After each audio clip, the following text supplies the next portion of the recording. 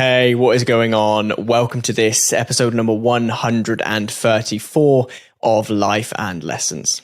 I'm Sean Spooner, and if you're new here, here's what you need to know. This podcast is the place where I tell the story of growing a business, of growing as a person, and of taking on some fairly unusual challenges, sometimes on my own and sometimes joined by the most interesting people I know. The only thing that's guaranteed with this podcast is that every time you press play, you're going to learn something new. Now, I need to begin with an apology because there wasn't an episode last week. That is very rare. If you've been here since the beginning or if you've been here for a long time, you'll know that me missing an episode, so not it being a day late or 2 days late, which has happened maybe 10 times over the years, but actually missing an episode, I think has only ever happened twice. So this would be the third time. And it was just one of those ones where there was logistically and from a schedule point of view, it was just not possible to get an episode like this recorded last week. But then also I didn't want to kind of mess up the flow of dropping a guest episode this week and then the kind of order of things being inverted, because as you know, guest episodes are booked quite far in advance. And so pushing out that order just complicates my scheduling a little bit. So with all of that said, let me first fill you in on where I've been, what's been going on, why I couldn't do an episode last week. I have been helping my mum move house. So there's that. It came about very suddenly and we had to act very fast. And on top of that, my brother, whoever you're listening, hello, has just moved to New Zealand. And our move-in date for that house was the exact same date that he happened to leave for New Zealand, right? And so there was the pressure of trying to, in the space of about a week, move everything out of one house, move everything into the other house. Obviously, that's how moving house works. But also, I've been back and forth from Corby basically constantly over the last 2 weeks or so, painting this new house, laying flooring in this new house.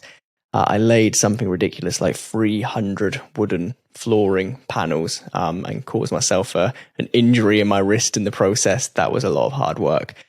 Taking apart beds and units and putting them back up, and we hired a van, and it was just this absolute crazy week and a bit of entirely decorating a house that was a complete empty shell, whilst moving stuff out of one house and into the other, whilst trying to still run a business, right? Because these things can't get put on hold. It's not when you run a business, you can't just kind of take annual leave, or certainly not in the period of the business where we are here. I can't just opt out of working for 10 days, right? And so admittedly, whilst I hadn't been working as much as I would have otherwise been working in that period, there were still things every single day that would land in my inbox or that were in my calendar that I would need to attend to. And so trying to do all of that, whilst being in Corby, or in a little town near Corby as it now is, but I will still refer to it as Corby because it just makes it easier, I guess. I just couldn't do it last week, and it was a weird period. It was very stressful. I was incredibly sleep deprived by the end of it. To give you an idea of, for example, the mileage that I did over the last 2 and a bit weeks, from Wales to Corby, back to Wales, back to Corby, and then probably 20 to 25 trips between Corby and this little town of Rothwell, which is where the new house is. I have put into my car about £420 of petrol over the last 2.5 weeks. Oh, and that got me back to Wales last night, which is where I am now. I'm in Wales, obviously. It's been busy. It's been a lot. I've been tired, and I slept for like 10 hours last night. I literally got back from my drive to Wales, got into bed, didn't even look at my phone, I didn't even stick it on charge, actually. That's a lie. I was going to say I put my phone on charge. I couldn't even be bothered to plug my phone charger in that I had just brought with me from Corby.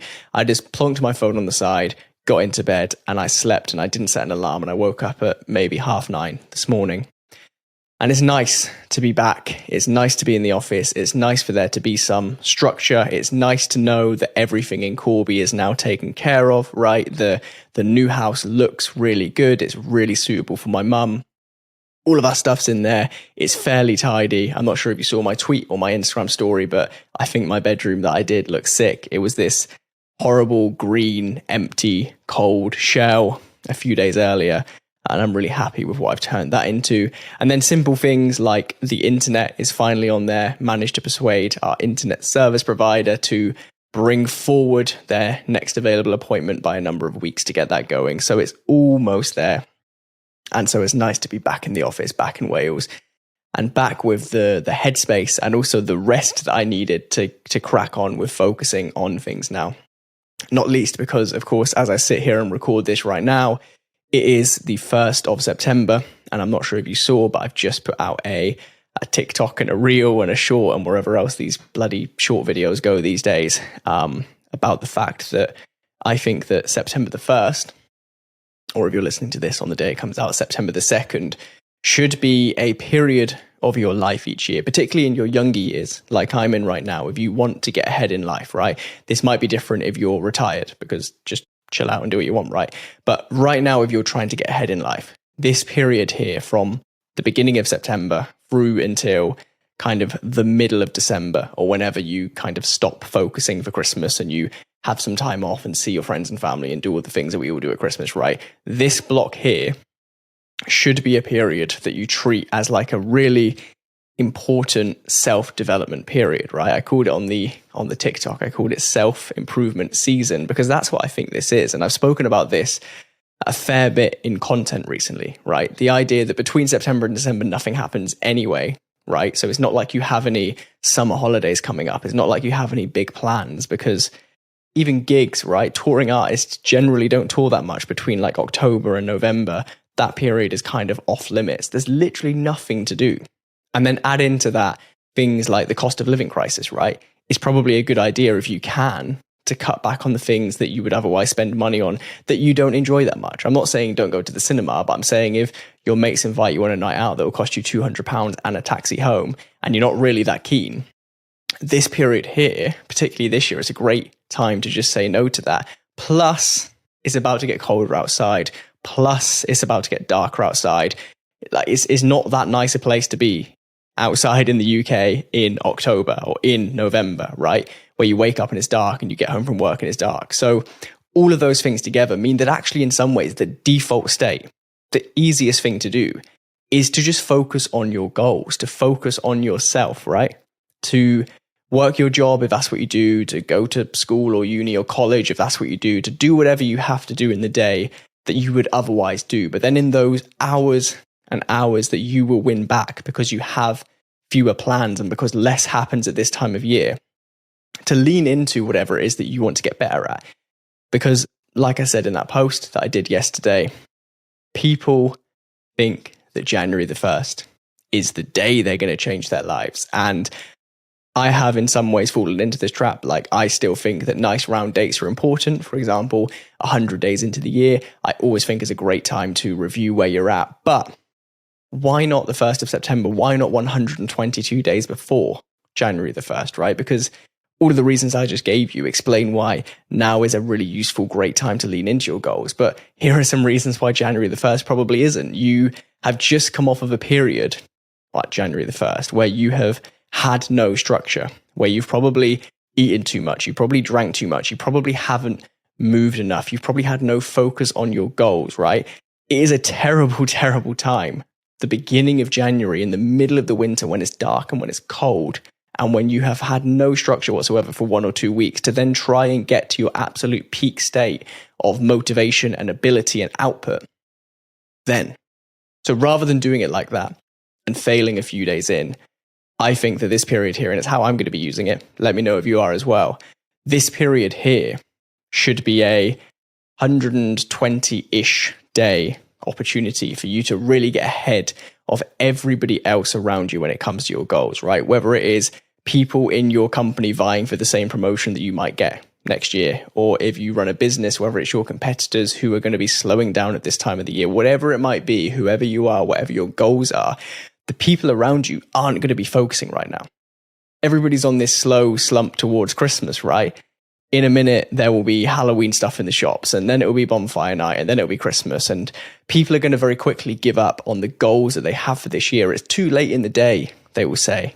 It's too far gone. That ship has sailed. Why focus on this year's goals? Why not just become a bit lax? Why not stop trying? Why not just give up and begin again in 122 days on January the 1st? And the reason that you shouldn't is because they will, right?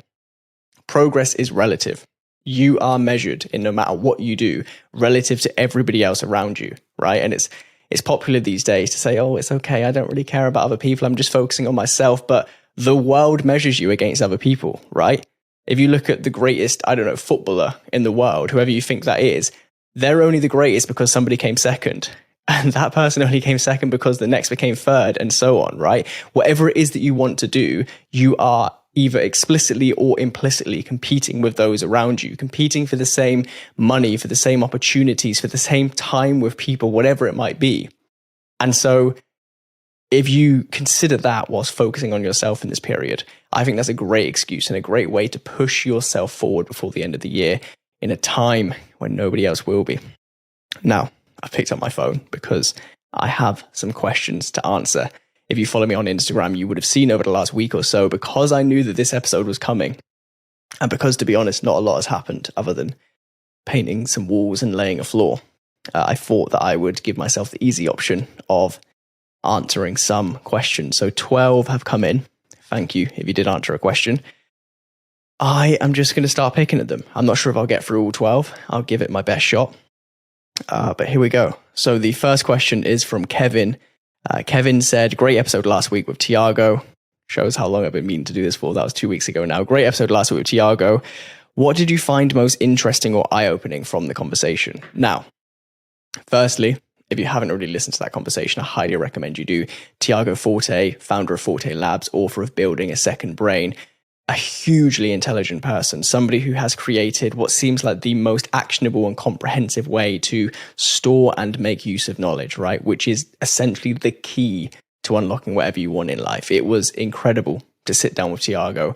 I learned a lot from reading his book in anticipation for that conversation. I also learned a lot from that conversation. But to answer Kevin's question, and this might seem like an unusual answer, what I actually learned was from that little breaking of the fourth wall that Tiago did about halfway through the episode, right? So he has something ridiculous like 100,000 Twitter followers, and all of those people don't follow him because of his, six-pack abs. They don't follow him because of his wacky posts that he puts on Instagram or his crazy, hilarious content on YouTube. They follow him because of his thought, right? They follow him because he is an incredibly well-versed authority in a very specific niche of knowledge management, right? And so you would assume that this person who is held on a pedestal and idolized and looked up to, and whose system informs the lives of hundreds of thousands of people, you would think that he has his shit together, right? And although he didn't use the phrase have his shit together, I'm sure he will forgive me for saying that he essentially implied that, if you were to follow him around for a day and look over his shoulder and see what he's doing, you would realize that though he's idolized, though he has this system, for the majority of the time, in the majority of ways, he is no different to you or I, right? And the reason that's so empowering is because, and I think I've spoken about this before, I've certainly recorded a TikTok on it, I don't think it ever went out, but I've definitely spoken about this idea before, that your idols, the people that you think are different to you, are actually no different to you, right? They've either just been a bit more consistent, or they've been at it for a bit longer. They just happen to be further ahead of you in some way, right? But for the majority of things, everybody around you, better, worse, the same, however you measure it, they are the same as you, with the same downfalls and the same inadequacies and the same insecurities and all of these things. And to hear somebody like Tiago, who is literally in a niche famous for being productive, famous for being able to focus and all these things, say that he is just as bad, for want of a better phrase, as everybody else, right? He said that his wife tweeted that now that she has seen him in real life relative to his persona online, she no longer trusts any thought leader, right?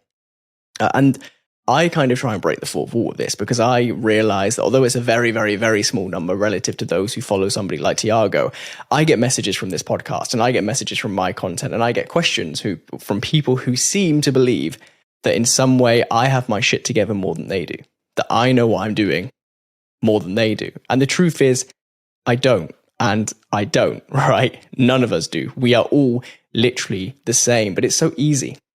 And I imagine it's even easier if you don't actually produce content, so you don't see behind the scenes. But it's so easy when you view content, when you look at the posts or the videos or the podcasts or whatever it might be of somebody who you think is doing well, to believe that they are better than you, that they are built differently than you, and therefore that you can never get to that point. You can never do what they're doing, so you may as well just give up, right? And I find myself in that trap a lot because although I'm young and I'm just starting out on this journey relative to lots of other people, I still look at people further ahead of me and I think, man, there's no way I can get a business of that size. There's no way I can have that many subscribers or any of these kind of arbitrary success measurements, right? I still look at them occasionally, but it's so important to remember, like Tiago says, that actually even people like him who seem to have it all together don't. They're the same as you. They're the same as me. That's really empowering. The next question is from Peter Watson. Peter said, how are you playing this recession? So that's a good question. That question would have come in a few days after the Bank of England's projections that the UK will this year slip into recession and will remain there for, I believe, 5 consecutive quarters. So the TLDR of that is that shit is about to be messy in the economy. Let me give you 2 answers to this, right? Because from a business perspective, I think our plan is very simple. It's very clear cut, right? And it is, although I've never ran a business through a recession, if you look at the kind of research and the anecdotal evidence, this is the way to play a recession, right?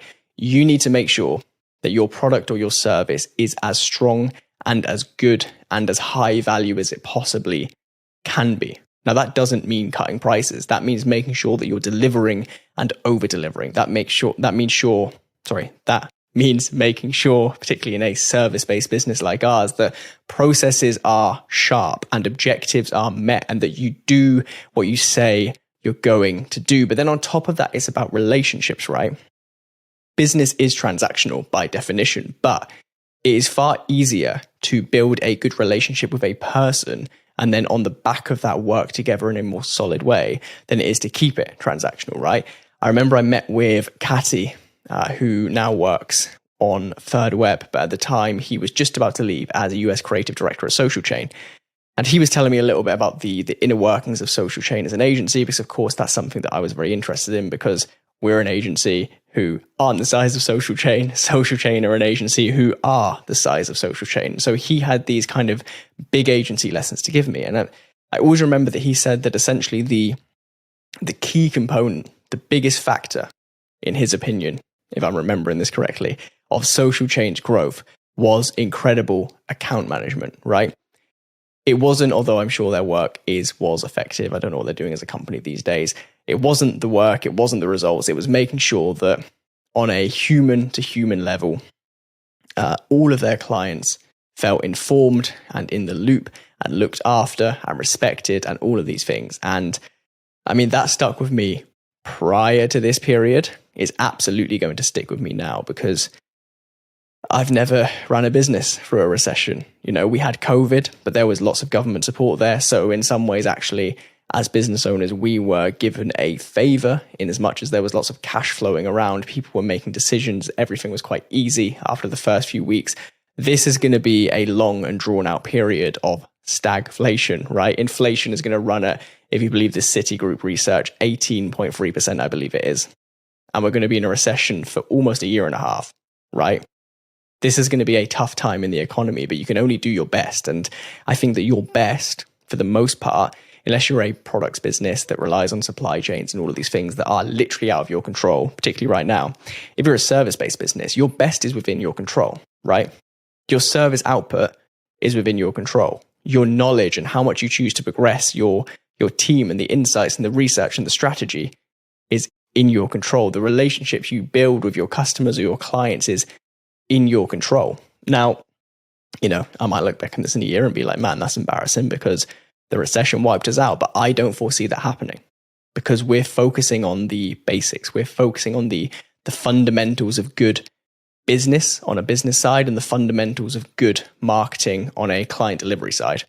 And I think that will mean that we're okay. We've actually had a very good couple of weeks when it comes to signing and closing clients recently. I hope that continues. I don't know. I don't know how this is going to play out, but that is my, or rather our perspective as a business. That is my perspective on behalf of our business. I don't speak for Pata when I say any of that. But then from me personally, and I've been doing this for a while now, there's a tweet of mine from like the 4th of January or something, where I replied to, I believe it was Mark Rofe, and I referenced the cost of living crisis. And of course, this was prior to Ukraine and the energy prices and all of these things. But because of COVID and because of supply chains and because of inflation creeping into the system, this was always going to be the case in some way anyway, that this year and next year was going to be tough. And so I've just been trying to spend less money, right?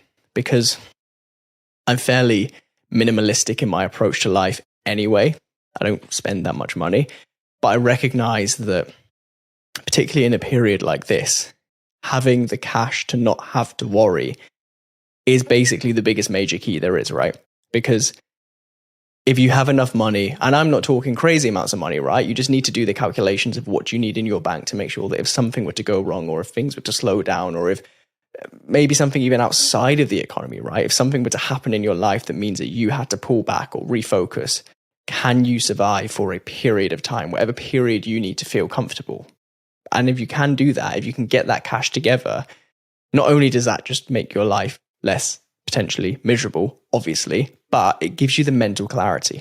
It gives you the mental clarity to know that you're going to be okay, because even if the absolute worst case happens to you, you have that fallback, right? And you may need to build that fallback. I think that given that inflation is going to peak in January, according to the predictions, given that the recession won't be called for, another 2 months or so before it is a technical recession, 2 quarters of GDP decline. And given that the kind of Christmas economy will push many people through, you have time to do your absolute best to get as much cash as possible through either earning more, which is easier said than done for a lot of people, I appreciate that, or crucially, spending less if you can. And again, I appreciate that that's not always possible, particularly with inflation and all the bills going up. But my point is, my personal philosophy towards this is that if for the next year and a half, I need to live slightly less comfortably, I need to be slightly less frivolous with money, I need to save slightly more, I need to watch those pennies that bit more to make sure that I know where my money's actually going, and I'm actually having some sort of discernment towards whether or not I should be subscribing to this thing or having this thing go out of my bank or buying this thing, right?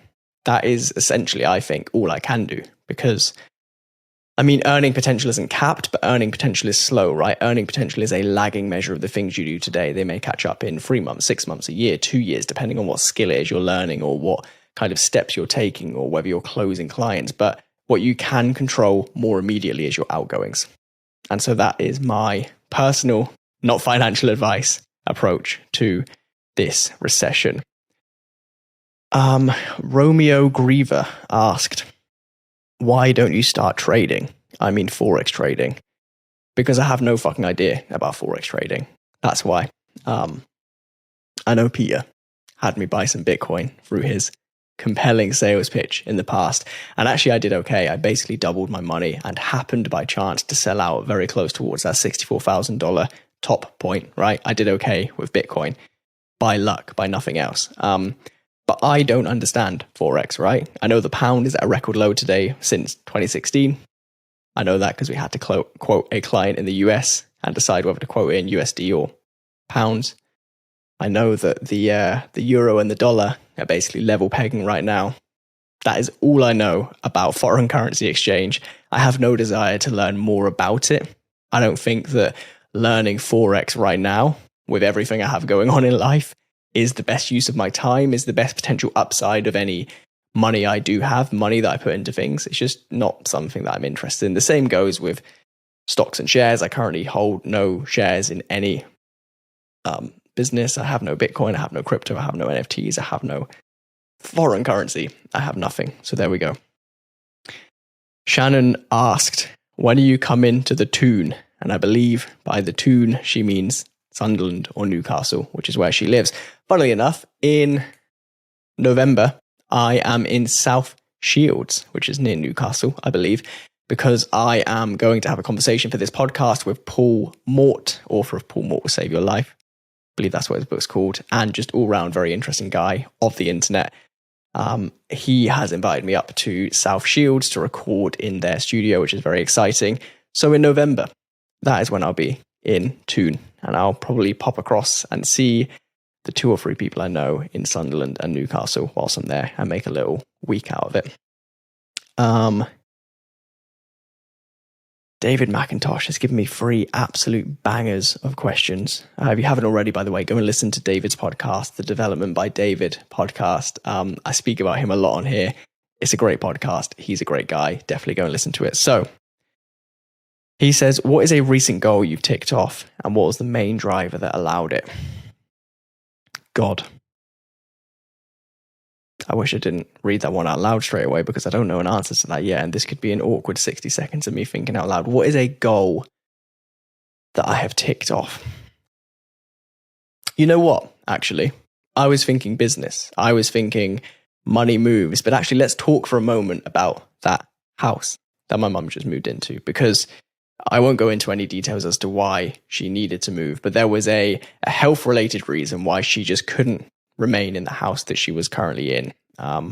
And in order to secure the house that she's moved into and make the move happen as quickly as it did, and take care of everything that I've taken care of over the last 2 weeks, whilst trying to not let the ball drop on too many things. Admittedly, I didn't do the podcast. Admittedly, I didn't produce my personal Sean content online. But for the most part, life continued as normal. For the most part, the business was operational, and I was able to dip in and out of the meetings that I needed to be in, whilst making that move happen, whilst kind of pulling on the most ridiculous levers to get it done in the time frame that we had.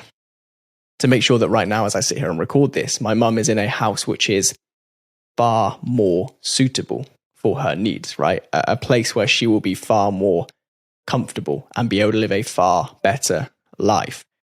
I've never really looked at something like that as a goal that I've ticked off, because it's never been on my goals list, right? When I sat in Dublin in that hotel back in December, I mean, the need for this house wasn't even on the horizon then. So in some sense, it wasn't a goal, but in other senses, as I think about it, as I desperately try and find an answer, that was a goal. And it's a goal that I was driven towards because it was needed, right? It was a goal that was arrived at through necessity. And necessity makes you find willpower. Necessity makes you find push that you didn't know you had in you, right? I was literally running for a good few nights last week on 3 to 4 hours sleep. Half because I needed to on some days, half because I just couldn't sleep. I think it was a mix between too much caffeine and stress and trying to sleep in a new place. Yeah, I suppose that's a goal. And the driver was necessity.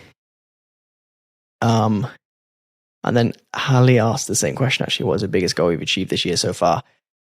To be honest, there's been a lot of good moments this year. I'm not sure that the house move was necessarily the biggest achievement per se, but the business is doing well. We're in a tough patch, as I've just spoken about, and yet we are growing. We're growing our client base and our revenues, and also we're getting better at what we do, right? This is the thing about a service delivery business. Every single day is iterative. You learn one thing for one client through a kind of A/B test, and then you can deploy that across all of your clients, right? Your entire service offering gets better because it gets better. Every time you learn something, you can implement it for others, which teaches you new things. So as a business, we're doing well this year. The podcast so far this year has been a real step change. I've said this a lot recently, particularly in the last solo episode when I had that mini content-related identity crisis, as I called it. There's lots with this podcast I'm not happy about. By the way, if you're watching on YouTube, you'll notice that the purple background is gone. I think I'm going to do without the purple background because it's just a lot of effort to set up and it's harder to light. So hopefully this looks better. But yeah, the podcast is doing well this year. It will do better next year because I've learned a lot. I think in a way, my biggest collective achievement that I can point to this year is the rate at which I have learned, right? Whether it is business or the podcast or learning about myself and my abilities and what I really can do and kind of pulling apart at thoughts to understand myself better. There was a good period during COVID times where I just didn't really progress. I didn't really learn. I didn't really change as a person. Maybe even before then, maybe since I started this podcast, there've been periods, right? There've been little tests that I've done, but I feel like for the 2 or so years at the beginning of this podcast, I didn't really push myself. It wasn't that kind of 2017, 2018 growth that I had where I literally kind of reinvented who I was as a person and started from the ground up to become the person I want to be. It wasn't that level of growth. And yet, I think this year, just because the momentum has been there, the curiosity has been there, I've just been getting a lot done. And there have been little bumps in the road where I just can't be bothered or feel like it's not going well. They will always exist. But when I zoom out, and I think that this is something that will happen in about 100 days when I'm in Dublin, 110 days, whatever it is, I will probably zoom out and look at this year. And the biggest takeaway that I will bring with me into 2023 is that this year was really a good foundation setting year, which I laugh because I've said that for so many years in a row, but that's just how I'm playing life right now. I'm not trying to cash out in any sense. In any respect, I don't feel like my time is running out. I don't feel like this is the year that I need to do this thing, or this is the year where it's make or break, or if I don't make X thing happen this year, it's over, right? I will just continue for as long as I feel able to lay foundations, to take one step after another. And it sets you up. It gives you a good year. This is a really interesting one from David. So it also kind of relates to one that Hallie asked. So Hallie said, how was Tinder? Because one of my recommended questions when I put this on my story the other night was, ask me how my Tindering's going. And David, perhaps more profoundly, asked, are you the person your dream girl would want to date? David, you're killing me with these questions. They are intense. How's Tindering going? To be honest, I haven't really been on Tinder a lot in the last, what month are we in? The last 3 months. I had that very intense period after I read How Not to Die Alone, after I read Sorry I'm Late, I Don't Want to Come. I kind of leaned into that, went on lots of Tinder dates, met some people. I've just been busy recently, to be honest, and to get, as if I'm about to use a technical business term about dating, but like to get Tinder matches over the line of like, right, let's actually meet, let's have a chat, let's do whatever. It takes a lot of effort. It takes a lot of talking, right? And I just haven't really had the time to be doing any of that recently, so I haven't. So Tindering itself isn't going amazingly well right now because I'm not doing it. Am I the kind of person my dream girl would want to date? To answer David's question. I think in some ways yes, and in some ways no. And this will be a very revealing answer, I think. So let's start with yes, right? I think that if I look outwards at what I look for in other people, right, it is things like an ambition to be better. It is a certainty of who they are as a person. It is a kind of curiosity of the world, which informs how you see other people and how you want to approach your own life. And all of these things that are quite intrinsic and internal, right? And so I think that if that's what I look for in other people, in theory, that's what somebody would find attractive in me, because for all of my downfalls, I think that they are things which I have got better at over the years, right? I think that I am a fairly reliable person. When I say I'm going to do something, I do it. When I say I'm going to be somewhere, I be there. I think that I am, this sounds like a fucking speed date, doesn't it? I think that I am fairly emotionally intelligent.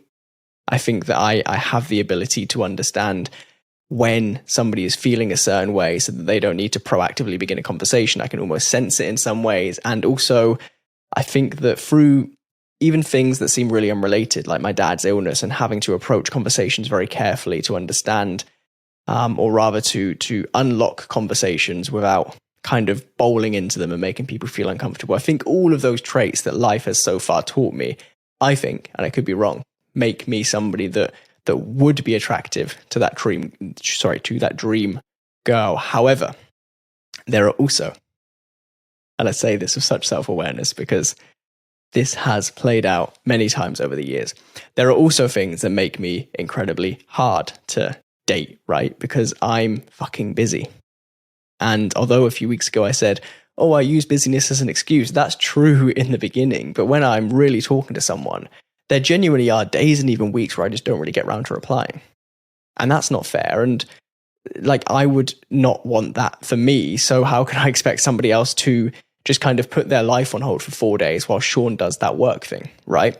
And also, I fill a lot of my spare time with stuff like this podcast, like producing content, like reading and understanding things. And again, that might be a good trait, depending on whether or not the particular person likes that. But generally, it means I have less spare time. And I often feel, I don't want to say guilty, but I feel uncomfortable often with doing nothing with my time. And so it's a tough one, because I think that I am more dateable, if that's a word, than I was maybe 2 years ago, maybe even a year ago. Because I think a lot of this comes down to self-awareness and understanding what you can and what you can't compromise on. Do I think that I am able to attract that dream person? I really don't know, right? This is funny. There is a Maisie Peters song, which I never thought I'd be quoting on this podcast. So she is a singer-songwriter who me and Chloe went to see maybe 3.5 years ago, and then she supported Ed Sheeran on his on the tour he's currently on right now, actually. So I've seen her twice recently, once at the Principality in Cardiff and once at Wembley. And in anticipation of the Wembley show, because I didn't know any of her songs when she played Cardiff, I listened to her songs a little bit, and she has a song on there, the name of which I can't remember, but it's essentially like a sad girl crying pop song, which I love. And the lyric is, "If you don't want me, then you're not the one," right? And I think the reason that resonates is, over the years, I've found myself in a good handful of situations where I'm like, no, this person's definitely the one. Oh my God, I just need to wait. Oh, it'll be okay. It's fine. We'll work it out. But they're not the one, right? That person is not the person for you if they don't want you. And I don't mean that in like a kind of an accusation or aggressive way. I just mean that, think about it, right? If there's somebody that you want to spend the rest of your life with, the beginning period shouldn't be a battle. You shouldn't feel like you're having to fight to get this person's attention or compete with somebody else or hope that they change, whatever it might be, right? If you don't want me, then you're not the one, makes perfect sense in this context. Because to answer David's question, do I think I can attract the one? Yes, because by virtue of the fact that we would vibe, for want of a better word, that would tell me that they are the one. If it didn't feel right, it wouldn't be right. At least that's my belief. What else have we got here? I'll do a couple more because I feel like this is running quite long. Where are we? I'll do one more from Will. So Will said, how did you overcome imposter syndrome if you suffered it? Will phoned me the other day. I gave him my number because we were chatting, but he didn't phone straight away. And so I didn't save his number. And there I was driving down the road, just about to go into an appointment at Ford. And this random number phoned me. And I'm like, oh God, I hate answering the phone to unknown numbers. But I answered the phone. And he's like, hey mate, it's Will. And for a good 10 seconds, my mind was absolutely racing. I'm thinking, fuck, this person has my number and they're just chatting and telling me their name, which means there must be a client somewhere, or there must be like a point of contact at a client called Will who's phoning me to talk about work whilst I'm driving down the road. And I can't think who Will is. And but it was okay. I realized it was Will from Instagram, whose username is Will from China, who is about to launch his own podcast. And I can guarantee, though I haven't heard it, that it's going to be exceptional because he is a really interesting mind and he is incredibly articulate in the way that he shares his thoughts. So when that is launched, I'm going to tell you about it. But in the meantime, how did I overcome imposter syndrome? I mean, I still get it. I think everyone gets it, right? Imposter syndrome is essentially the manifestation of you feeling as though you're going into a new situation, because an imposter is essentially somebody who, I know you know this, but I'm thinking out loud here. An imposter is essentially somebody who goes into a setting that they shouldn't be in, right? And every single time you go into a setting for the first time, every single time you will feel like an imposter, right? I'm not sure if you can cast your mind back far enough to remember your first day in, I don't know, primary school, year one, whatever, right? Although every single person in there was in the exact same position, every single person in that room, all of those strangers sat around you, they had never been to school before, nor had you. And yet you probably felt like you lacked confidence, like you were the imposter, like you with a different one. But what you didn't know is that everybody around you felt the same. Everybody around you also felt like an imposter, because in a way they were an imposter. They were imposing themselves into a situation that they weren't yet familiar with, that they didn't yet really belong in, right? It was day one. They didn't know what was happening. And when you're in year one, you can't sense it. But when you look back now on that perspective, you were like, yeah, of course, that makes sense, right? It was my first day. I didn't realize that everyone else was feeling the same. Kind of makes sense. But then if you go to a job interview, right, you might think that you don't belong there because you've never done this job before. But think about everybody else turning up to that job interview. By the fact that they're going to a job interview for that position means that they've never had that job in that company, in that role before.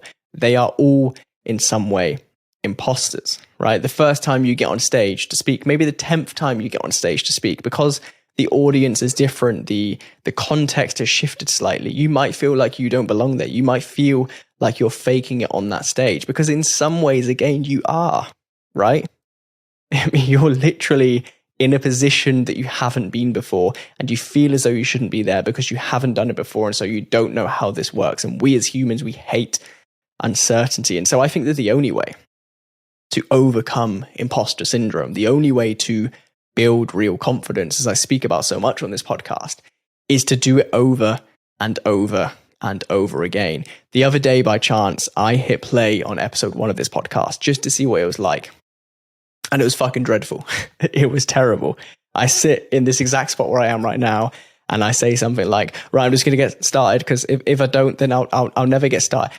I sound terrible. I sound distant. I sound petrified. I don't know what's going on. I felt like an imposter, and it's because I was one, right?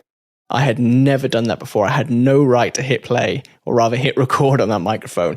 134 weeks in, this feels completely normal. I have no issue doing this because I have earned the right to not feel like an imposter. I have pushed through the discomfort to build the confidence, to build the ability, and to have the case study and the proof in my mind that this is something that I can do, right? And I truly believe, other than maybe very exceptional edge cases who are just good at everything, or who just have their brain wired in a certain way where they don't feel like an imposter ever, all of us do for good reason feel like we don't belong in places the first time, or the second time, or the 6th time we do something. But the only way you get over that, the only way you begin to feel like you belong, is to act like somebody who does belong. And what does somebody who does belong do? Well, they go and do the thing over and over again. And so I guess when I look at anything in my life, whether it's this podcast, whether it's client meetings used to fucking terrify me, right? When I was like 21 and looked about 15, and I would be going into boardrooms with grown adults who knew their shit, I was genuinely terrified. And yet now you can put me into any meeting with anybody, and because I know what I know, because I have my little circle of competence, and because I'm all right at communicating, I'm not fazed. Really doesn't matter who it is. However, I only got there by doing the thing, right? I literally changed my I changed my phone background today to just say do the thing, because this is something I keep coming back to over and over again in life, which is whether it is trying to achieve a big goal, trying to feel like you belong, trying to overcome some discomfort, whatever it is, doing the thing. Whatever the thing is, doing the thing is the only way to get there, right? Doing the thing is the only way to become the person you want to be, to get the boyfriend or girlfriend you want, to find the job you want, to grow the business you want, to get the body you want, to learn the thing you want. You have to do the thing. And so that's there as a reminder for 2 things. Number one, just generally, when I look down at my phone, by definition, I'm not doing the fucking thing right. I'm distracting myself. So it's there, number one, to be like, go do the thing. Stop looking at me. Go do the thing. But secondly, because there are going to be moments just before I step into a meeting, or before a life event occurs, or where I have some kind of trepidation towards something, where I will look down at my phone and it will remind me that this thing here is going to be uncomfortable, or this thing here is going to be upsetting, or whatever it might be. But you have to do the thing, because everything sits on the other side of doing the thing. I think that's a good place to finish. My voice is really going. How long have we been going? About 44 minutes. It feels longer than that. My God. But listen, thank you as always for listening. Next week, you're going to hear my long overdue conversation with Natasha Taran, author of The Payoff. Great conversation. We kind of spoke about payments. We kind of spoke about other stuff. It was just a nice chat for an hour. I really enjoyed that one. I think you will do as well. But in the meantime, thank you as always for listening. I hope you have a really good week. And I'll see you back here this time next week for episode number 135 of Life and Lessons. See you then.